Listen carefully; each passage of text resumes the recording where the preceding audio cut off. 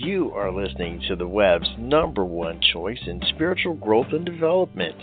This is Heart Over Ego Radio, a network of shows to provide you with healing and guidance to improve the quality of your life. Check us out on Sundays with the Everyday Psychic Show. Mondays is the Alchemy Sisters. Tuesdays, Radical Spirituality. Wednesdays is Know Thyself.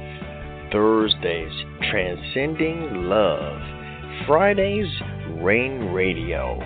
This is Heart Over Ego Radio. Check us out on the web at facebook.com and Blog Talk Radio. Hello, Mandee. How are you? Happy Tuesday. Happy Tuesday, Crystal. I am doing all right. I'd say I'm feeling a little bit of pre-Mercury retrograde bumps, and there's been a lot of windstorms going on and big storms here, and it's kind of flared up some of my injuries. But other than that, I've actually been doing pretty good and feeling nice and creative. How about you? Awesome. See, I really am trying to open up that creativity thing. I think that my creativity gets kind of stuffed up by my own lack of belief system in myself, I guess is what I'm going to say. I am human after all, so I feel like when I start to get creative and Spirit will give you like things over and over and over again, and you're supposed to act on that, I do the exact opposite. So Spirit's like, what is happening in your life? That's what's happening in my life. So it's funny. We talked a little bit yesterday because I was flaring really bad, and I know you also have flares pretty bad, and a lot of people are becoming more positive, I guess, for autoimmune diseases. And I'm curious whether or not callers are also, or listeners are having issues with that type of a thing too. I'm very curious because you had stated yesterday that, you know, those windstorms and planetary shifts and all those other things are also going to affect that. So I'm curious how many spiritual people are being affected right now by those things. It's actually kind of fun when I listen to Mandee and she puts it in a different perspective, and I'm like, heck yeah, I never thought of that.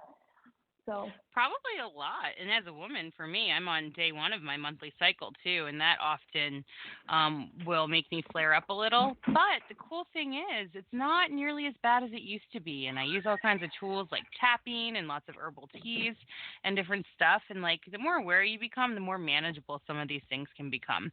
Even I would have to say, like a lot of my hardest days feel like they're kind of behind me because I've learned so much to do in order to soothe myself. It'll never be, completely gone or 100%. It might be if I keep doing my work, but as of right now, I'm just happy because it's something I can take on and not let ruin my whole week and get right through it.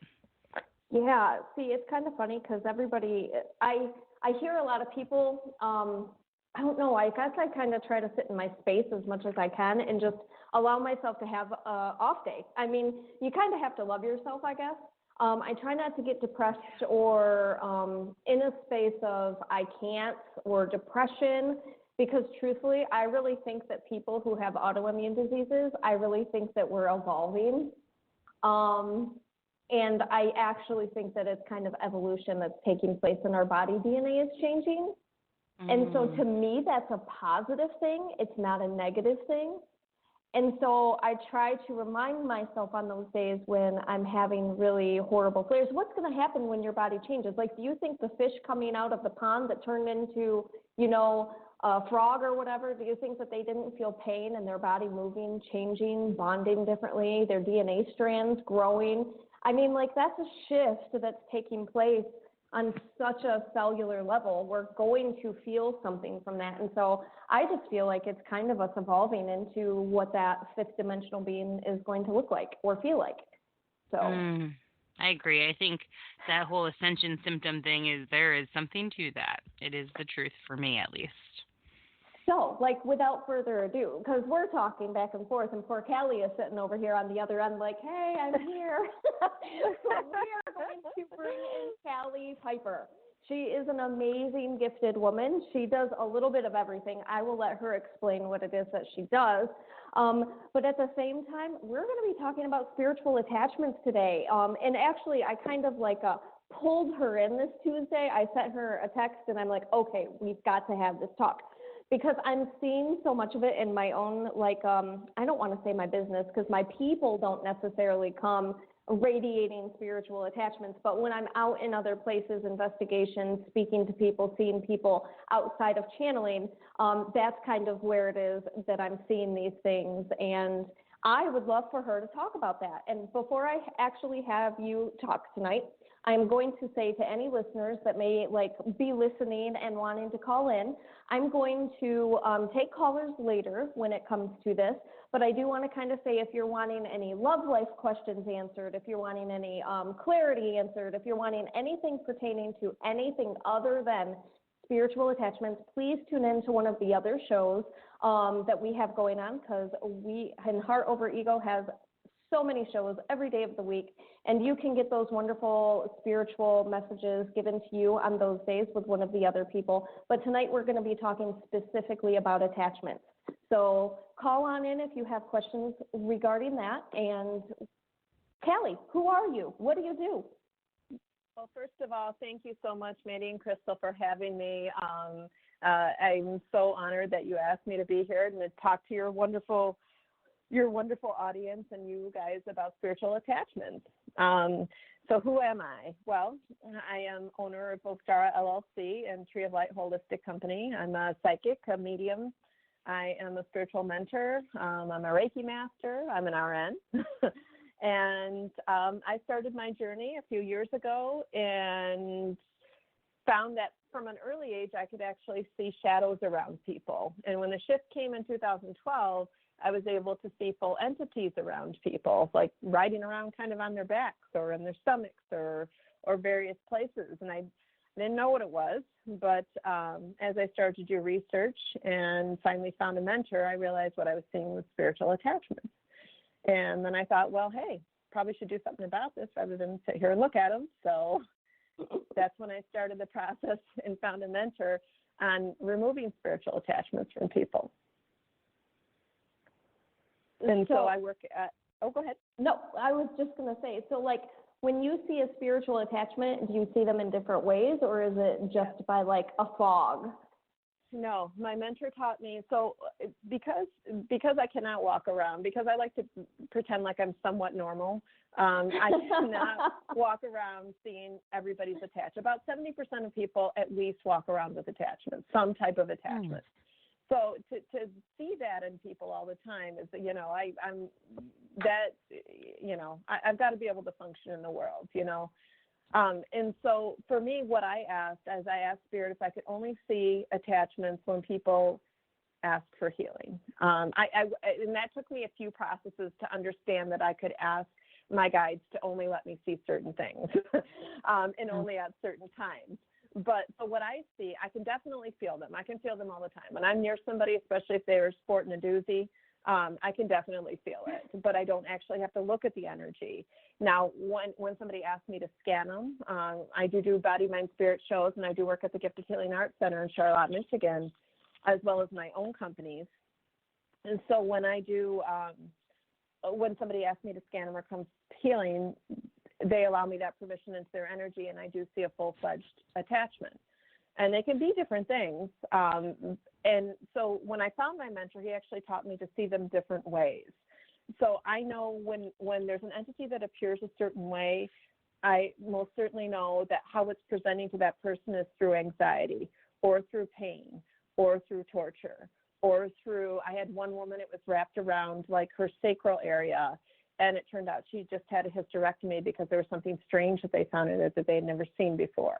So it lets me know kind of how it's manifesting in that person and how it's causing problems for people. And I just want to say, Crystal, I heard the conversation before about autoimmune disease. We often find a link between attachments and autoimmune disease in that too.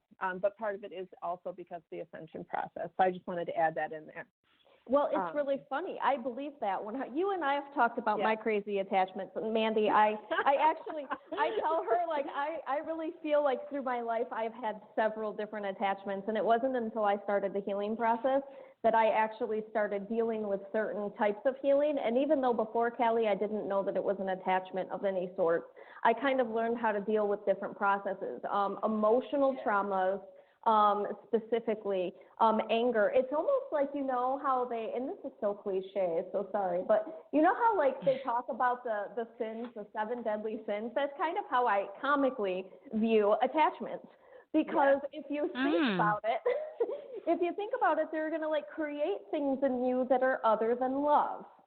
And so if you are feeling anything other than love, which we're human, so we're going to feel an array of different things on any given day. But if we can't get out of a cycle of anger, if we can't get out of a cycle of lust, if we can't get out of a cycle of whatever, that's when we need to kind of look in a little bit deeper and say, okay, is this me or is this not me? And exactly. I really feel like that's kind of the stepping stone to where this kind of conversation actually ended up being, because it's like so many people are walking around not understanding that there might be something more, because we inevitably, especially because like I feel like 90% of the world are empaths on some level, we inevitably carry stuff that doesn't belong to us. And if you were extremely sensitive as a child and you had parents that were toxic, abusive people, you are going to be susceptible to whatever attachments they too parasitically were carrying. And it's going to try to inevitably steal that light that you have, that you were supposed to use in your life the same way it did to your parents.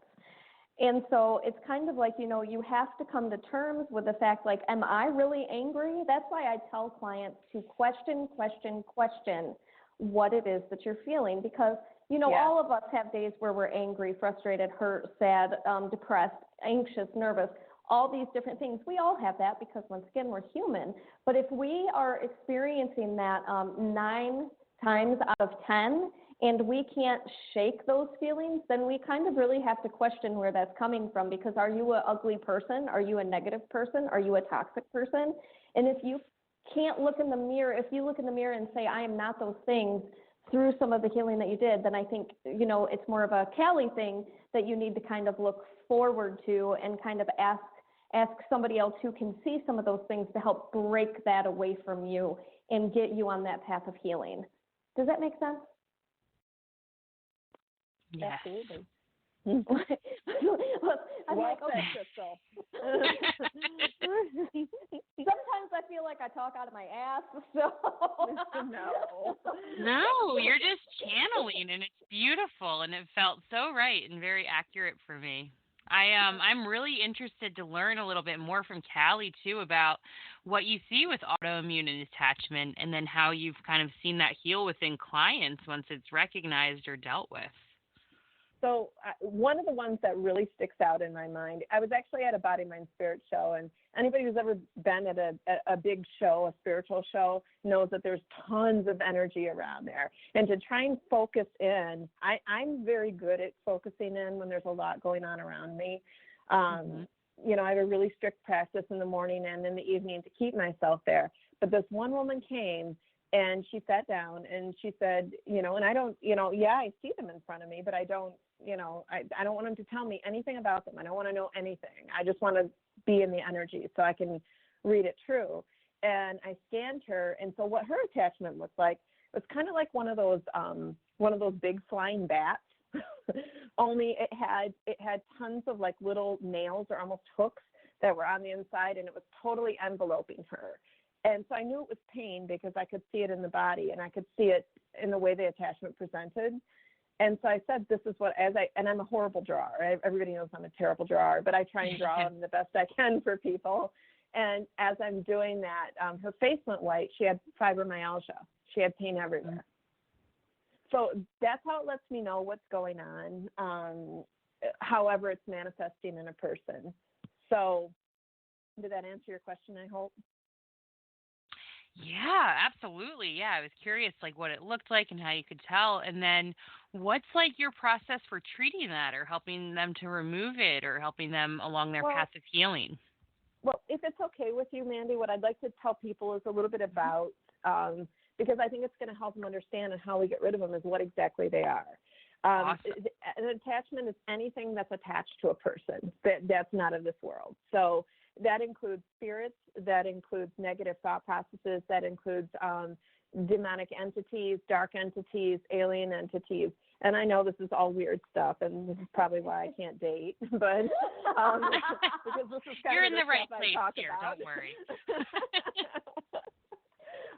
But it's any energy that's attached to somebody that's using their energy. When I talk at shows, people ask me, is there ever a good energy that's attached to you? Anything that is using your energy is not good for you because they're using your energy.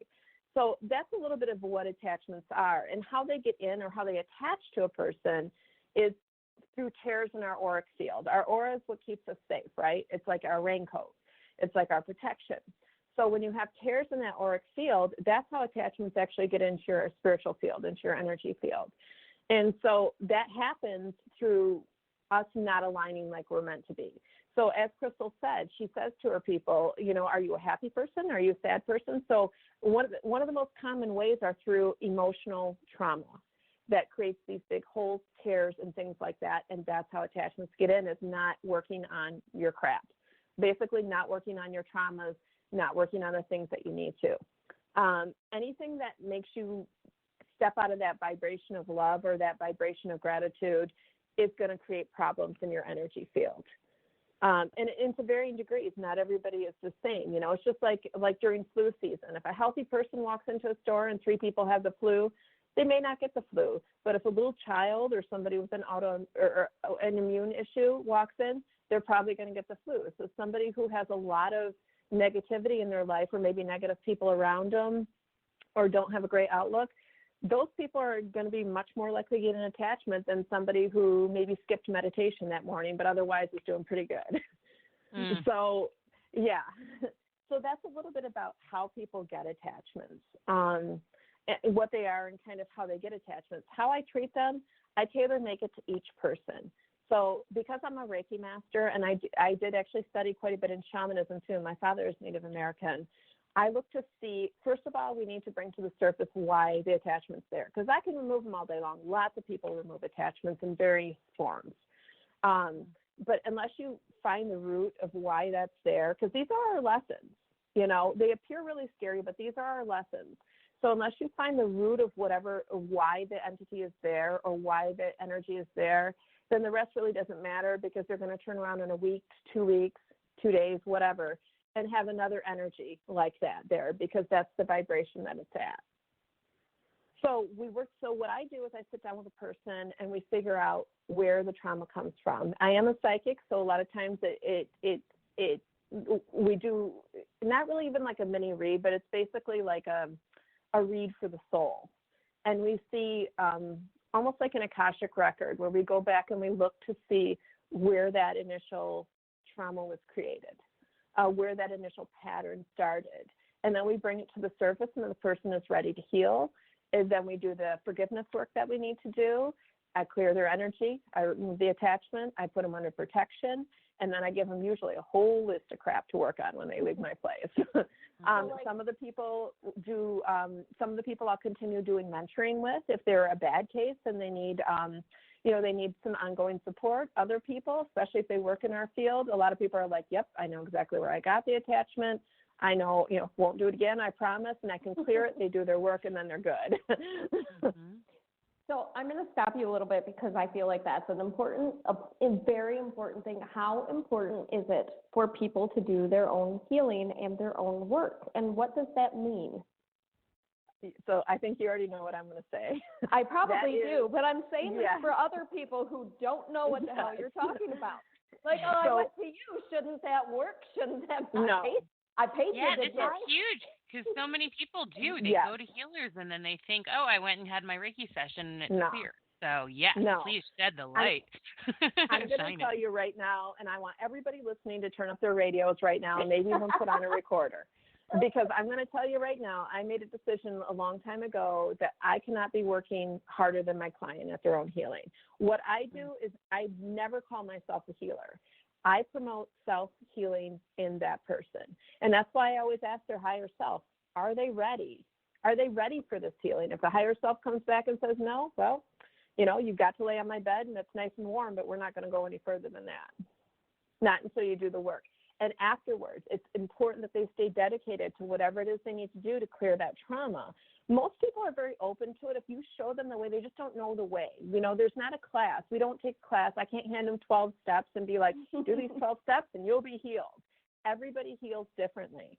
But as long as they stick with it and they keep addressing those emotional traumas and keep working at them and reshaping them into forgiveness and for love, they're going to be successful. As long as they, you know, vibrate in a state of gratitude.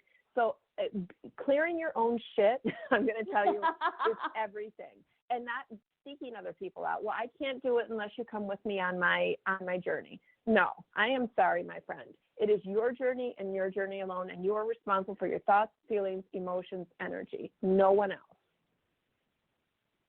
So it's everything. It's your journey and your responsibility, nobody else's. And I will have people that come to me and say, oh, I've been to, this is always a red flag, I've been to 10 healers and nobody's been able to heal me. And I'll say, well, you know what? I promote self-healing in people, and a lot of times I'll grab a mirror and be like, this is your healer right here. You are your healer. I can give you tools, but unless you're going to use them, I can't help you. Yes. Yes, yes, yes. I don't know if like nobody can see. I was going to say like nobody can see it, but I'm literally like standing ovation because I have come across so many people over the past few months, I guess is what I'm going to say. Like if you go to a person's house, and I know that this is dealing with stuff very different. I don't deal with what you do at all, but when I go to somebody's house and like I do a cleansing or I go to somebody's anything that happens, Reiki, whatever. So like if I give you homework, do the homework. You know, don't look back on me and open up the door and say, well, you didn't help me or this isn't gone or this is still happening. It's because of you that it is. It has nothing to do with me, and I can come in and I can cleanse your space 500 times. You can pay me every week if you want to, but you know what? You're going to end up broke, and you're still going to be pissed off at me because you're still going to be inviting negative spirits back into your space because you are the drama that's creating it, not me. And so people really have to get on board with the fact that they are what they allow, which is why this is kind of an important topic. You know, you kind of only get in life what you reflect back. And yes, sometimes like abusive situations when we're children, especially, that's not necessarily something, yes, it's part of our karma. Yes, it's part of our learning. Yes, it's part of the lessons. But at the end of the day, it's just not something that like, you know, we control necessarily. But once we leave that household and we take ownership of our life, we do control what we see, feel, experience, and do. And so it's very important, especially in dealing with people that have that victim mentality is kind of what I coin it, that they're always a victim. They're constantly, everything happens to them. They have no power. They struggle with this because somebody took this away from them or somebody did this to them. That's on you. Because somewhere in you, you felt like that was what you wanted to receive. And that kind of was something that I had to come to terms with myself, because I, my whole life, have been in very abusive, toxic relationships growing up around people, family, friends, boyfriends, husbands. I had to come to terms with the fact that I myself allowed that in my life. And so there is no victim. I personally don't feel there is any victim. I mean, like, I'm going to have people really beating down my door on this one, but we allow what we see and what we accept. And that was a place in my life where I had no boundaries, and I had to come to a place to understand that going forward, I needed to make a decision on what that future looked like to me.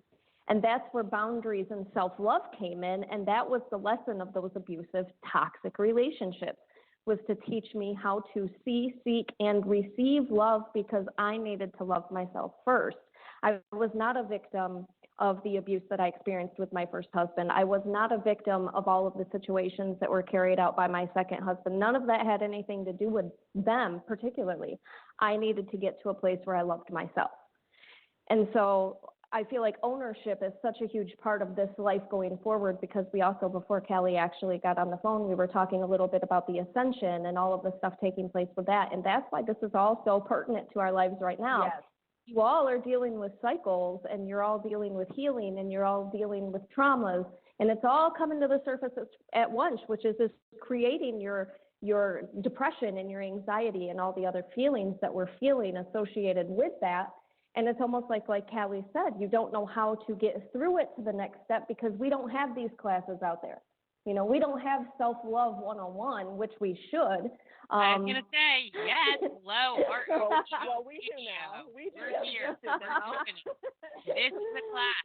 This is happening. We're planting seeds. We're helping the collective. You know, this is what I love what you guys are talking about, because this is what the work is. This is what the real magic is. And this is how, while each of us heal ourselves individually, we raise the collective and we change the way the world flows and operates at this time and invite in more of a feminine balance. It's going to be awesome. And here we are. We have all these amazing classes, and it's going to be great. And this class right now is absolutely phenomenal. So Great job, ladies. Mandee wanted to hear a story, and I asked Ben, I just sent him a text. I said, can we share your story? And he said yes. So, Callie, go ahead and share Ben's story. Yeah, oh, my. So, so Crystal asked me if I would remove an attachment from her significant other. And yeah, everybody knows Ben. He's an open book just like me. So everybody here knows Ben. He's been on. He's been picked on. Yeah, you can talk freely. Everybody knows Ben. Hey, Ben. How you doing? And so she asked me, and so Ben and I spoke quite a bit and about what it was and, you know, kind of where it stemmed from and things like that. And so we went in a separate part of the house. And let me tell you something. So my sister and Crystal were in another part of the house. And as we were doing the healing, as we were removing the attachment, I mean, there was stuff going all over. You know, eyes were black, and there was some, there was some stuff. And then a large growl that they actually heard out in the other room. So I have never been a part of any attachment removal process ever. I should have warned you. I'm going to just tell y'all going into this story, I've never seen this. Crystal deals with angels and stuff. She does not deal with demons or demonesque creatures that like to throw temper tantrums. So like me too. That's why I like the story time. So leading into this, I legitimately called Callie on the phone and was like, okay, so Ben is sleeping. He's sweating profusely. I anointed him. I put anointing oil because she was coming the next day and he was really pissed off. And he was just being a really big asshole. Excuse me, Ben, but you were just a jerk. So I anointed him on his forehead and did a blessing. He fell asleep, and I kid you not, where I put the cross turned bright red. I put it on his forehead and at the base of his neck, so like where his third eye would be. And he's like sweating profusely, growling in his sleep. And I'm like, what the hell is going on? Like, am I safe to stay in this house? Because I've never dealt with something like that in that way. I've seen bad spirits, I've seen demons, but it's not like it's in a channeling mode and I'm not living with this shit. So like I'm sitting here and I'm like, what is going on? The next day she comes, yes, her sister and I are in the living room. I have another room that I channeled in, and she's like, 2 rooms away from us with 2 doors shut. And next thing we hear like this loud like growl scream, and then a door slams shut. And her sister and I are looking at each other like, shit, should we go help her? And I'm like, I don't think she needs help. I just feel like I don't think she needs me for this, because I feel like she might be stronger to deal with it. And no sooner than that, it took about, a couple more minutes, and then you came out and you were like, so, blah, blah, blah, and her and I are still looking at you like, what the hell happened? Yes, their eyes were like saucers, let me tell you. And then I think the cat threw up after that. Which word of warning, anybody who has this kind of work, if you have cats, they're very emotional creatures and will oftentimes feel that energy and respond too likely. But it was something that when something is that deeply rooted in somebody, it can be a challenge, and it did not want to go willingly, but it did, willingly or not, it was off. Yeah, it really had no choice. It was fun though. I mean, like not for Ben probably, but it was like before this, I know we had talked about, and I think he did a show with us one time, Mandee, where he talked about his story a little bit. And he had been on narcotics since he was like 19 years old. Right. He started having pain, so they had stuck him on very heavy narcotics. We're talking like a list of medications. And after this session with Callie, literally, I don't necessarily, because she's already talked about it, like she can remove an attachment, but the self-work afterwards is up to you. It took, I don't know, like maybe 6 more months, but after that, he went and checked himself into a rehab. And so this was the starting force of him getting himself clean that led him back to, because at this time, he also was on disability. He was told that he had all these different autoimmune diseases, he had epilepsy, he had all these things. And then after all of this, like he's completely done a 180 in his whole entire life. He's back to work, he's off disability, he's no longer taking any drugs. When it comes to anything, he's on Cosentyx, which is for those autoimmune diseases, but he's not on painkillers at all anymore. He also, going forward, doesn't smoke pot anymore for his pain because he also had a medical marijuana card. He's literally changed his whole entire life. Yes, he looks great.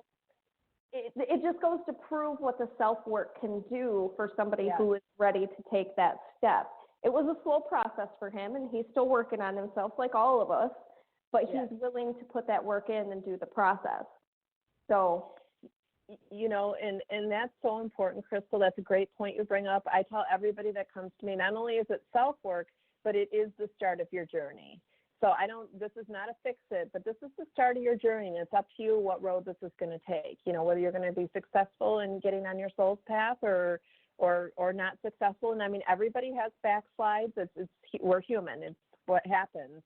But as long as they're constantly looking forward and following that path, they're going to be successful. One of the biggest challenges that I find with people is actually them feelings of isolation. This is especially things I see with the people that have addiction issues. You and I know that when I know somebody has an addiction issue, you and I have both seen what we deem the dark man. That's kind of how I know that that's present, but they will often make people feel like they're isolated. So a lot of my work is just reminding them that they're never isolated, that your guides are always around us, that your higher vibrational beings, your angels, whatever it is you believe in, that they're always around you and always supporting your path. And so you really are never alone, and you're always connected to the collective and the love that's in the collective. So a lot of my work is just reminding them that they are cherished and they are loved in this world as well. Which is really important also, because I'm sure that a lot of people come to you not feeling that way. Oh, 99%. If they can't vibrate in love, then they're open to an attachment. So 99% is just repairing those lines back to their heart, and just reminding them that they are loved and they are cherished, and guiding them to self-love, because most don't have very much self-love. It's true. How do you teach that? Like, how do you teach self-love? Well, that's really hard. I'm actually asking because I've seen it so weird, because I feel like self-love is probably one of the hardest things, Mandee. I'm sure you have a lot to say about this, because you have had such a journey yourself, but that seems to be one of the hardest things to teach ourselves. I was actually reflecting a lot about that. Were you asking me? Sorry, Crystal. Oh, no, that wasn't me. That was Callie. Sorry. Go ahead, Callie. I'll go after you. I was just going to say it is one of the very hardest things to teach people. How we teach it, I work with a partner at Tree of Light Holistic Center, Jason R. And so he works through Qigong, non-traditional Qigong, which is emotional healing. So what we usually do is team up on this, and we do forgiveness programs with people, especially if they've had a trauma. And then for self-love, we start at the basis of why they feel they can't love themselves. Most of them are being leashed, at least with some energy. So the very basis of self-love starts with boundaries, because unless you can feel safe, you can never learn to love yourself. So we start with healthy boundaries and looking at a person's life and who's in it and who's influencing, and getting them to set up good things. We look at any traumas in the past that have created that negative self-image of why they can't love themselves, if somebody's treated them without respect. We get them to do that forgiveness work for their past, and then moving forward, we do all kinds of things. I make them tell themselves how they love each other, or how much they love themselves every day, how incredible they are. I use a lot of I am affirmations with them too. Some people I do journaling on. I have to find that thing that really works for people. That I'm not a strict journaler, so I don't always be like, this is the way it is and this is what you have to do and you'll get to healing. I really look at a person and what they can handle, because if I get a mom with 3 little kids, a single mom with 3 little kids, and I hand her meditation and I hand her journaling and I hand her like 10 hours worth of work, she's not going to be very successful because she's just trying to make ends meet with 3 little kids at home. So I try to really take into account everybody's situation. But I'm going to tell you, every single person, the journey to self-love will always have meditation included in it, always. If they can't quiet their mind, then they're not going to get anywhere if they can't at least quiet their mind. Go ahead, Mandee.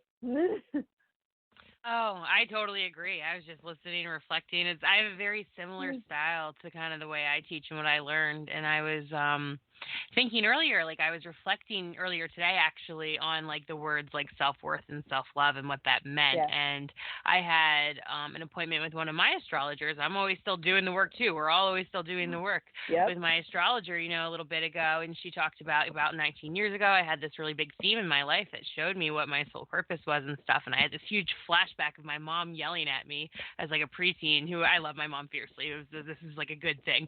And like yelling at me like, do you have no self-worth? And I remember just being like blank, and I always knew everything.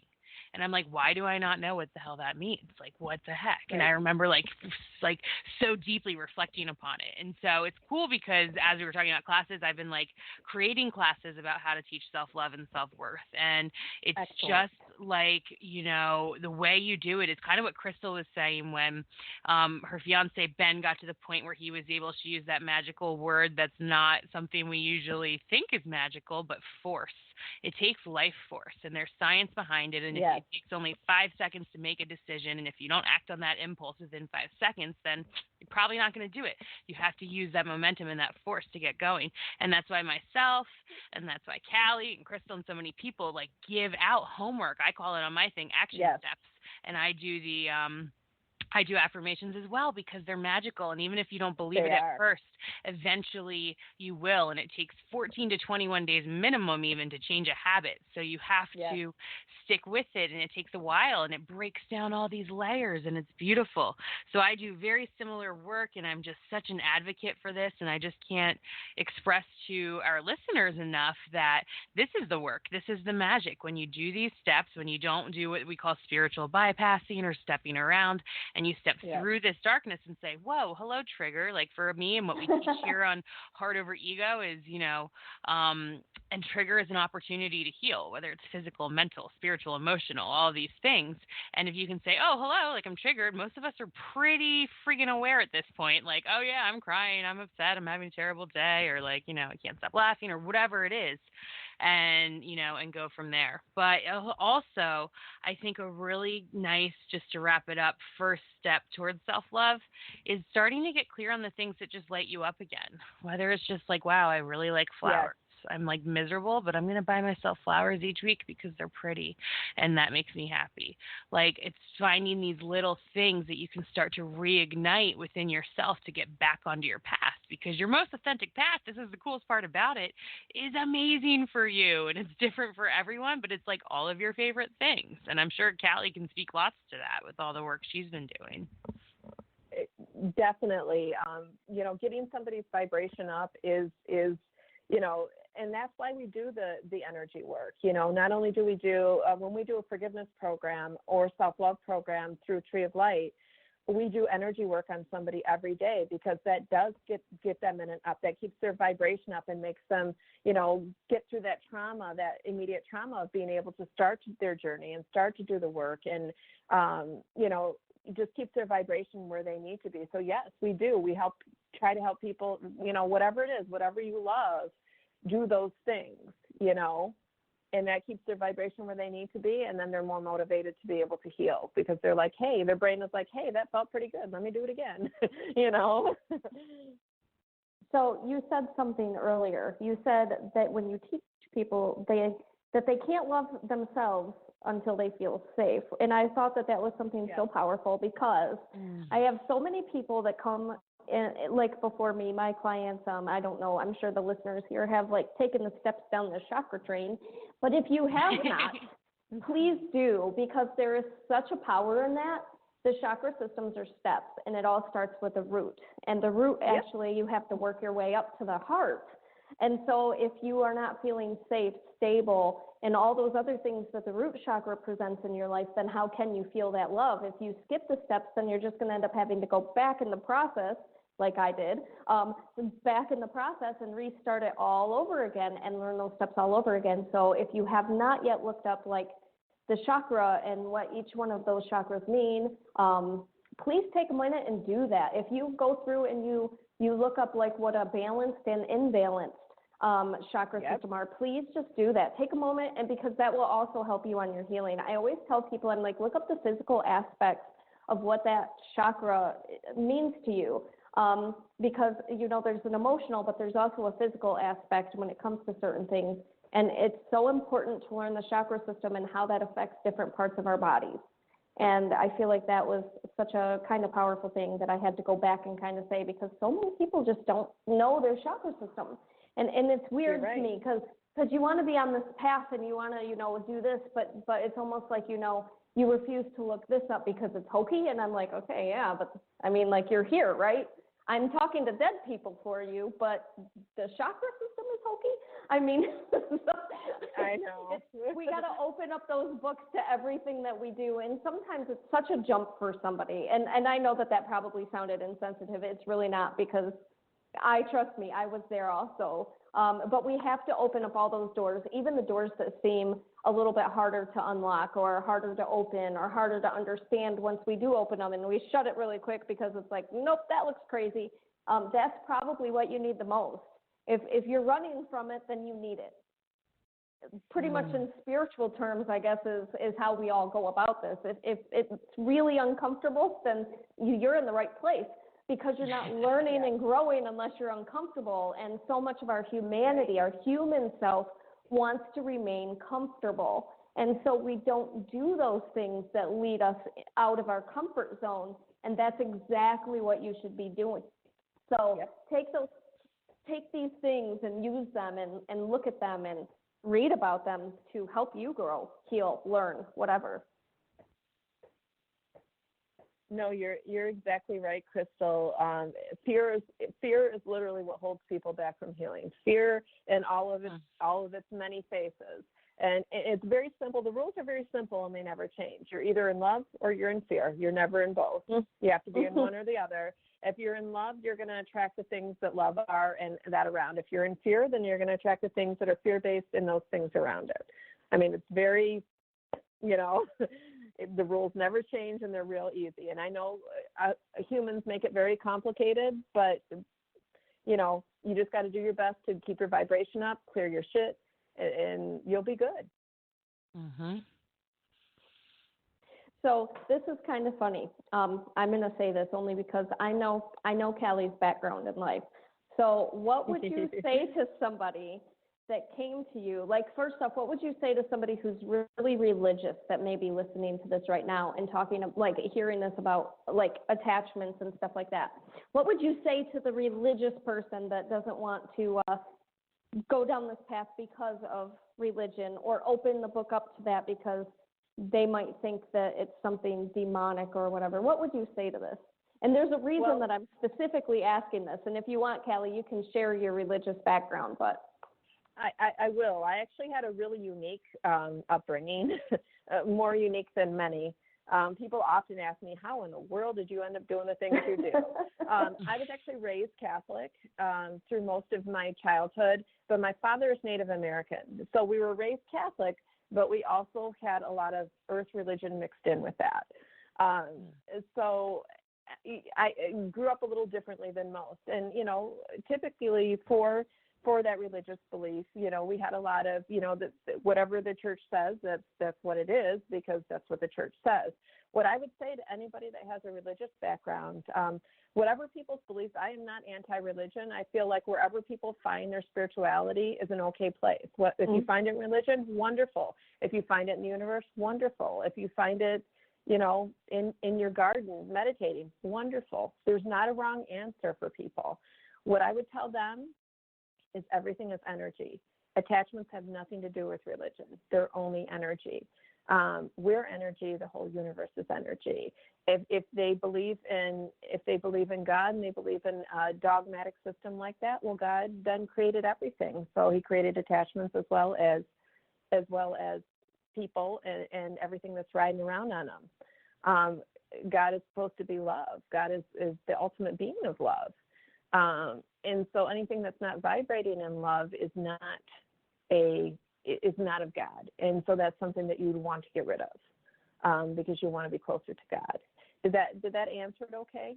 Well, yes, any answer you give is going to be okay. The only reason I asked is because I had people who are very religious, like and this is setting it up actually to my next question. So people think because of some of those crazy, and I do say crazy. I am not anti. I feel the same way about things. Callie knows this as she does. I don't care where you find it, but find it. I don't care where it is. If it's in a tree toad, then freaking that's God. Yeah. I don't care where it comes from, but find that center somewhere. And so a lot of people I have experienced when talking about this, it makes them very uncomfortable because they automatically skip to demon. Yep. And so what would you say, I guess, to that? Because also one of the things that I kind of wanted to touch on, only because of Halloween and movies and stuff that people watch that are very scary and they get their knowledge from. Please don't get your knowledge from TV. Please don't. At the same time. Please don't. What would you say regarding that? Like, are you literally seeing demons attached to people? Sometimes. Are they sometimes just regular spirit? Are they sometimes just old things carried in from another lifetime? I mean, I guess going forward, is this an actual possession? What is the difference between possession and attachment? Well, that's an excellent question, Crystal. Thank you for asking that. So when something, whether it be a spirit, whether it be a negative entity, whatever it is attached to a person, they're in their energy field attached to that person. They're not actually inside that person, okay? So in their spiritual field. If I could draw for you guys right now, as I do draw, I would draw the physical body, and I would draw around it the auric body, which is the spiritual field. That's where attachments reside, is in the spiritual field. Now, when somebody is possessed, that's a horse of a different color. Those are people that have, and there may be people that don't agree with me, but I'm just going to tell you how it is. Those are people that have given up parts of their soul willingly, either through various means that have allowed something actually inside of them. Those are specialty cases. Those I do work with people like that sometimes, but sometimes I send them to somebody else. That is a very big problem. When somebody at that point needs an excision, or some people call them exorcisms, something has actually gotten inside the soul and is riding around in them and influencing their behaviors. And an attachment can influence the behavior somewhat, but something that's inside of somebody can drive them to do some crazy shit that you see in the world. A lot of those people are actually possessed. So to get that out, that's very deep, intense work, and that I feel that that's somebody who needs to be ongoing, worked with one-on-one, and how much of the soul is actually left, how much do they actually want to heal, and there's a lot of things that you have to take into account when you're working with somebody like that. And so I do work with people like that, but those are kind of the differences. It's actually inside of somebody rather than just riding around in their spiritual field. And you usually know when you look at somebody's eyes. Yeah. Yeah, you and I have talked about this. Their eyes will be very wrong. A lot of times there'll be something looking back that you know is not that person. People will say, I feel like there's something else in me. I feel like I'm not myself. Some people will flat out the most blasphemous things you've ever heard will come out of them. And that is literally, you can see it. You can see that it's almost something superimposed over their energy. And so I'm like, we can talk, but we might need something else here. I don't think one session is going to do it. So are some attachments worse than others in the sense that they might mimic possession? They can. I remember seeing, and it's been a few years ago now, I saw a really bad one. This person's vibration was pretty low. They did have some substance abuse in their history. And so not a judgment at all. Whatever somebody comes from is okay. But I do notice that people that have had addictions in the past, they tend to drag a lot of attachments with them. And there was one that it was looking like a full-fledged demon to me. This thing was towering above the person and torturing. You could tell it was torturing. You could tell by the energy it was giving off. And I mean, it literally looked like something out of like the worst horror movie you've ever seen. Now, I'm not going to be afraid of something like that. I have to really check my energy, not because of fear, but because when I see somebody that's being harmed by an entity, it pisses me off. So I had to learn very early to put that in check, because that doesn't come from love. Anger never comes from love. And so I had to work, that's why I have to be very balanced when I do this work. And so, when you blast it with a little love and give it a little love, they hate that shit. So there are things that are a lot scarier. And so that one looked a lot scarier because it had been allowed to consume a lot of that person, but it wasn't actually inside. They look totally different when they're inside somebody. You don't actually see the entity hanging on the spiritual field. At least I don't. You can actually see them inside the person, almost superimposed. And like I said, the eyes look all wrong. Their energy is off. I'm just like, kind of want to vomit sometimes. To me, they look shaky.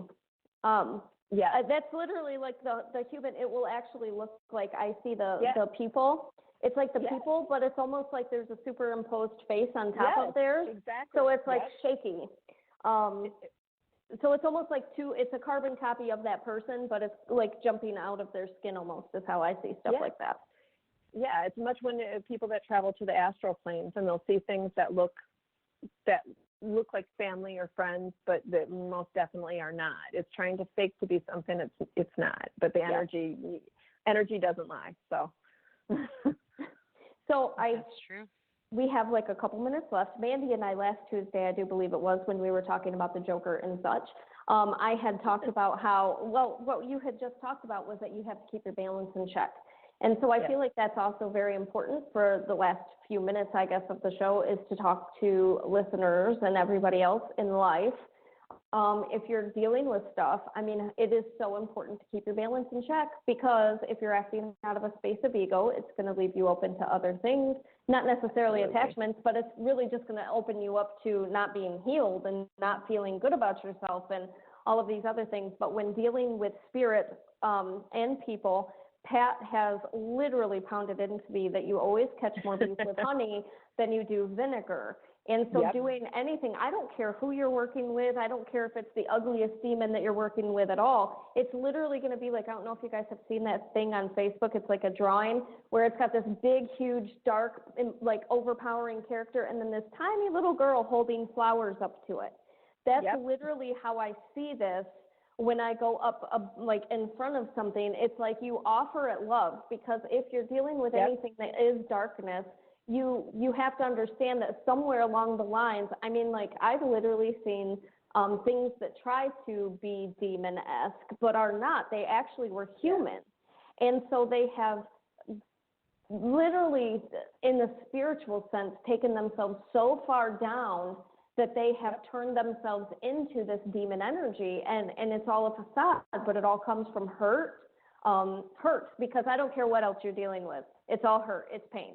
And so we have to get to the root of that pain to also bring love back in and really essentially pass that over to whatever plane it needs to be on. It needs to be passed over with love. And so when I see things on TV where people call spirit out or they say hurtful things to spirit, that frustrates me so bad. Because even if you are dealing with something of negative nature, it is not your job to make it feel more negative. If you're here to help, then help. Bring love back to the situation. Offer it something of peace. Sit with it, counsel it, love it.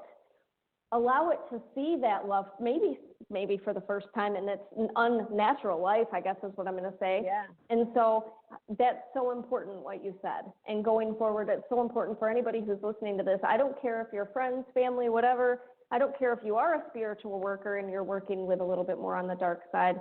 Just remember, you catch more bees with honey than vinegar, just like Pat says, because that's literally what we're here to do right now, is change the darker tones into that light force to move forward into a better, brighter world, which is what we all say we want. And so be that little bit of light that you give even to the ugliest things. And recognizing that these are, as I said at the beginning, these are our lessons. These are our lessons or my clients' lessons. So I have to appreciate it for what it is, because those lessons, as hard as they are going to make them grow as souls and more advanced as souls, which is why we're here. One of the reasons we're here is to grow as souls. So you have to, when you honor it like that, thank you for the lesson. I don't need you anymore. I'm going to move you on. Then basically you take its power away, but you can show it love and thank it for the part it played in your soul's progression. I'm clapping again for you. Absolutely. Oh, this was such a wonderful hour. You guys, you're both amazing, and I love and appreciate you both so much. Thank you so Callie, much. thank you for holding space with us. Oh, thank you for having me. I loved it. So we have like 4 minutes left, Callie. How do we find you? Where can people contact you? So to find me, boy, I seem like I'm all around, but I physically practice out of the Gifted Healing Arts Center, and that's in Charlotte, Michigan. You can find me online at www.tolholisticenter.com. So www.tolholisticcenter.com. Phone number is 734-262-6611. You can find me there. You can message us, and I'm always happy to do a consult. If people aren't really sure what's going on, I'm always happy to do a consult with them and just try and figure out what's going to be best for them. Because oftentimes people will come to me and they'll think they need one thing. A reading, and you probably get this too, Crystal. I think I need a reading. You're like, actually, that's not what you need at all. Yep. You need this, or you need this, or you need this. I know we spend a lot of our time doing this. So I'm always happy to try and help people figure out what's going to be best to get them to their goals, whatever it is they need. We do mentoring too for people. So, also super important. Anybody that's in the Charlotte, Michigan area, the Gifted Healing Arts Center not only offers Reiki sessions, like a Reiki share, for donations, but they also do classes for free, and I think held by donations as well. Please take them up on this. This is an amazing gift given to this tiny little town. So please take them up on this. They offer amazing stuff. They bring in other people. They have other healers. They have a shaman there. It's just an amazing place. So please, please, please go and follow them on Facebook. And allow them to be a part of your life. Mandee, how do we find you, my dear? And also, how do we find Jenny, who's never on this show, but I am going to tell you she's just as important. She is here in spirit, this woman. Yes, Jenny is the other alchemy sister. We host a show on Monday nights here on Heart Over Ego Radio. We just ended our 2nd season, and we'll be starting our 3rd in 2020. You can find us online at thealchemyascensionacademy.com. Actually, it's just alchemyascensionacademy.com, or on Facebook /The Alchemy Sisters, and you can find me on Facebook, Mandee ELam, MandeeELam. Now, it's like yelling at us right now, but Mandee, really quick, everybody knows I'm Mid Mitten Medium. Aren't you guys aren't you doing some kind of a promotion right now? What is that promotion? Yes, we are. We're just doing a pre-Mercury retrograde sale because we've got Mercury retrograde coming up in Scorpio, which may be a little intense, and that kicks off on Halloween. So yes, we're doing, for any sessions with us, you can go to our website. We offer a variety of different services.